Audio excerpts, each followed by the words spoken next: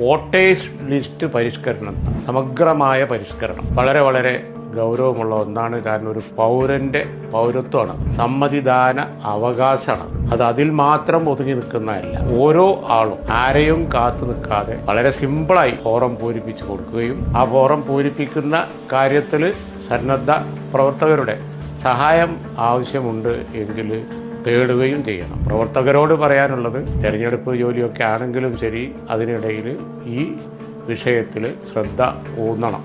ഇത് പൗരത്വത്തിലേക്കുള്ള ഒരു വളഞ്ഞ വഴിയാണ്. നിയമ പോരാട്ടം അതിൻ്റെ വഴിക്ക് പോകും. അതൊന്നും ആരും നോക്കി നിൽക്കണ്ട. ഇന്ത്യൻ യൂണിയൻ മുസ്ലിം ലീഗിൻ്റെ പേരിൽ നമ്മൾ ഫൈറ്റ് ചെയ്യുന്നുണ്ട്. ഇന്ത്യൻ യൂണിയൻ മുസ്ലിം ലീഗിനെ സംബന്ധിച്ചിടത്തോളം ഹെൽപ്പ് ഡെസ്കുകൾ എല്ലാ ബൂത്തിലും തുടങ്ങാൻ തീരുമാനിച്ചിട്ടുണ്ട്. ഇതിനകം തുടങ്ങാത്ത സ്ഥലത്തൊക്കെ പ്രവർത്തകർ ഹെൽപ്പ് ഡെസ്കുകൾ തുടങ്ങണം.